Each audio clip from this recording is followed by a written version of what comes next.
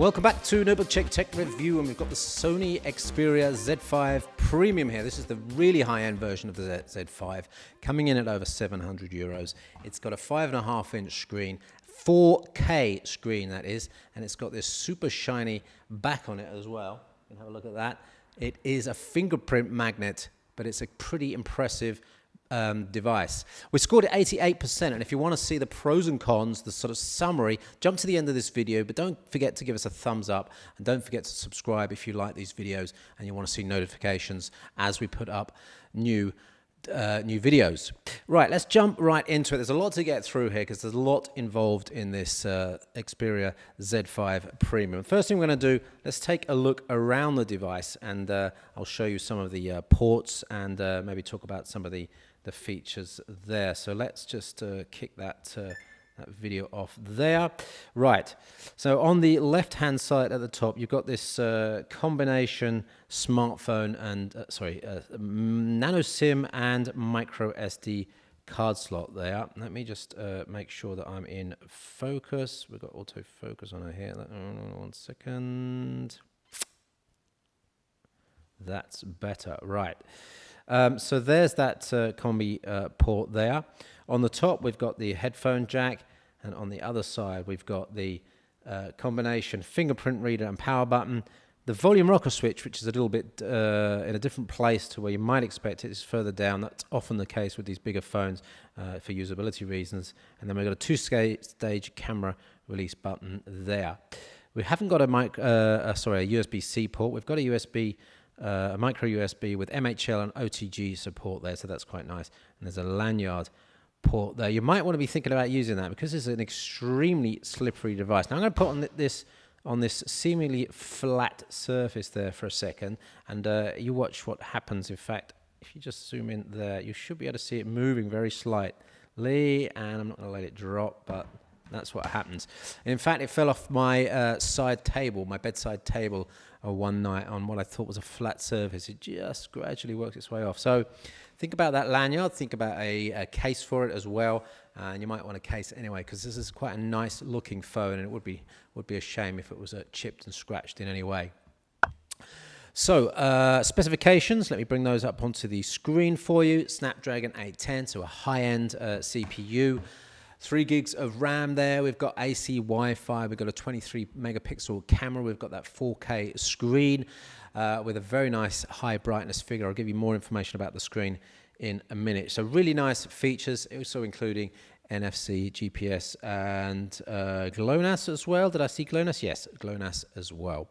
Also DLNA, and one nice thing about the Sony software, their video and audio player allows you to go to the network and get file shares and DLNA shared audio. And in my test at the weekend, and I've got a big library on a NAS, it was pretty quick. In fact, one of the quickest devices I've ever used to direct DLNA material from a NAS to a TV screen. So that was quite nice to see.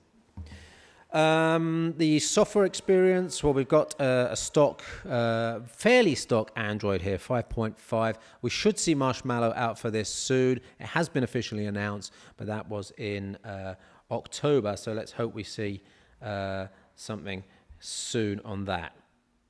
As I said, I've been using it a lot in the last 2 days, quite impressed with the performance, and there's a bunch of my apps that I've got installed, and I've used most of those successfully, including Periscope this morning to do some live streaming from that camera. The quality was good, and the audio quality was quite good on that as well.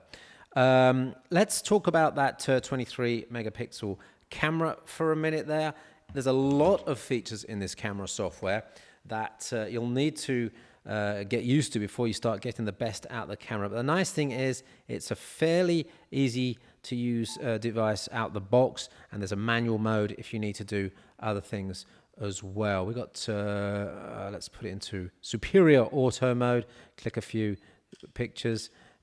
It's reasonably quick between shots, and touch to focus or multi-focus or spot focus, spot metering, multi-metering, and average as well. So there's a lot of features in the manual modes. It's got a 4K recording mode. It's got a slow motion mode.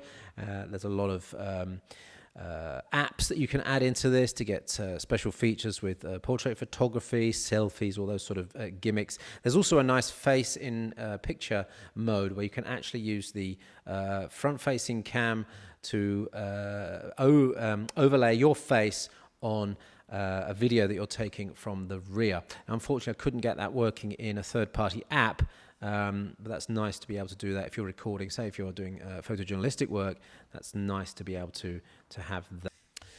Right, I'm not going to talk about the GPS. I'm not going to talk about wireless performance or LTE performance. Go to the full review to check all the details out about that. We've talked about the camera sizing. There's a nice comparison chart on the website as well, including some test card results from the camera and also comparisons with other devices as well. Now, what I want to do is to move on to the display. This 4K display has a small disadvantage, which I'll tell you about in a minute. But it's good to see that there's a nice high brightness on it. And in average usage, and there are a number of modes you can use this in color modes, color warmth, color sharpness, and that sort of stuff. In general use, quite nice, quite punchy, very usable in the daytime, not a problem at all. High center brightness there, 560 with a maximum of 578 on the left, 592 on the right, so a little bit of a drop off across the screen, not that brilliant, but a nice punchy high brightness. Now, the disadvantage of that is that this 4K screen, very tightly gathered pixels, will need a lot of power on those LEDs to drive that. So we're going to see a little bit of a problem with battery life, and I'll show you that a little bit later. No PWM detected, and there's a little graph there, sorry, a little table, comparisons with some other devices. I want to point out the delta on the color checker and the grayscales there. 9.19 is not good. We're looking for 5 and below on these figures. 10.58 on the grayscales is really not good. So accuracy of the colors is not that good. And when you look at that Nexus 6P with the grayscale accuracy of 1.03, which is near perfect, then you wonder what happened really with the Sony Xperia 4K screen. Loads more details about color space and color accuracy on the full review, including tests in various color modes as well. So check that out and get that information from the full review. Now, I'm not going to go too much into performance here either. I just want to say it's up there with the best. There's no major issues apart from, of course, number one, the iPhone 6X Plus is faster. It's faster than everything, so no surprises there. The second thing is performance drop-off under load. Heat, thermals are an issue here. We're not quite sure why that would be with such a big phone, but maybe because of the all the features that have been packed into here and the metal back and combination of a number of things, that big battery not leaving enough space for thermals. So a little bit of issue on heat. Let me just quickly give you the heat map from our load testing. 41, 42 degrees is not too bad, and in general use, you won't find it to get too hot, but under load, and if you're charging at the same time, it can get extremely hot on the back there. Just around here, that can get extremely hot when you're charging and using it at the same time. So if you're gaming, be careful, don't charge at the same time on that. And I think because of this heat and this high brightness or the high power backlight and the general high-end usability, high-end features and high-end specifications, the battery life is not that good. In fact, looking at that Wi-Fi serving battery life there of 6 hours, 12 minutes, that's surprisingly bad. Video playback, 6 hours, 51 minutes, really telling us that that 4K screen might be having a trade-off. If you look at that table there and compare across that H.264 figures there, it's the lowest of the bunch, and it's quite disappointing in terms of battery life across the board there. All right, let's go through the pros and cons. If you've skipped forward to this section, don't forget to give us a thumbs up, and don't forget to subscribe to the videos, the channel, to get notifications in your email box. Right, let's just have a look at the pros and cons then. There they are up on the screen. High quality casing, there really is a nice casing, and there's a good fingerprint scanner as you get on the Z5 Premium and, sorry, the compact and the standard Z5. AC, Wi-Fi, Bluetooth 4.1, NFC, app to ST, USB on the go, and MHL support. We talked about that.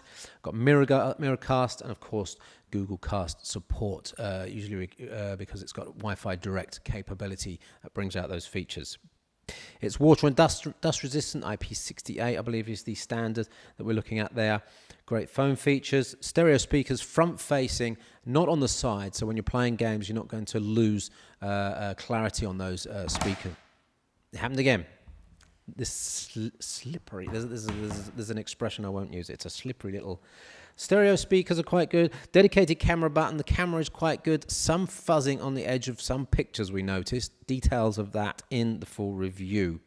Good headset included. High performance when it's not overheating, and a very sharp screen. But that screen, of course, issues with the color accuracy. I mentioned the camera and some fuzziness we might have detected on some of the pictures.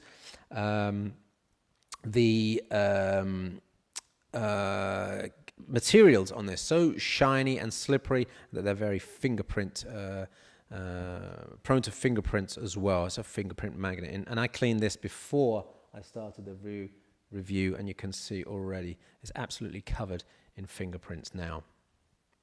No USB-C. We've got a relatively poor battery life, but certainly below average for this class of device, and it's not removable as well. It takes a long time to charge with the standard charger because the standard charger doesn't do quick charging, which is only enabled by an accessory, a Sony accessory. Whether we'll see third-party chargers come in to enable that feature, I don't know. But because this is a big 13-watt-hour battery inside, you might want to think about getting the quick charge. So there's the overall score for the Sony Xperia Z5 Premium. 88% is a good score. There's two things to really note. Number one, the slipperiness and the fingerprint magnet. And number two, the cost. This is quite an expensive device.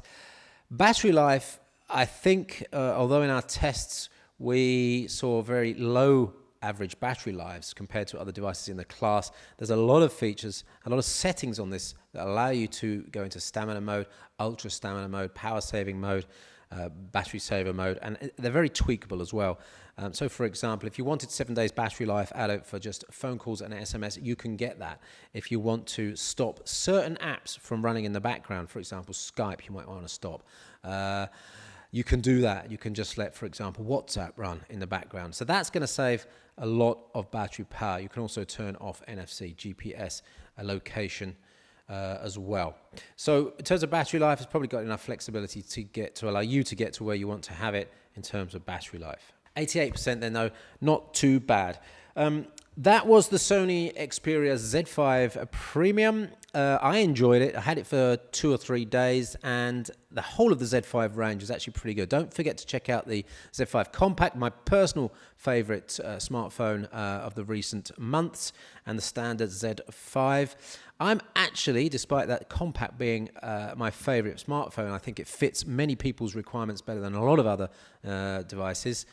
I personally am probably going to buy a Z5 because I think that the size, the features, and the fact that it's got the black casing rather than this shiny casing actually fits my requirements pretty well. I'm really impressed with the Z5 range. That's just a personal thought on the Z5s. Thanks for watching this far. If you got something out of it, don't forget to give us a thumbs up, please. And don't forget to subscribe. You'll get notifications in your email box if you enable that email notification feature on the YouTube subscriptions. We'll see you on the next Notebook Check Tech Review, which is likely to be... 1 second.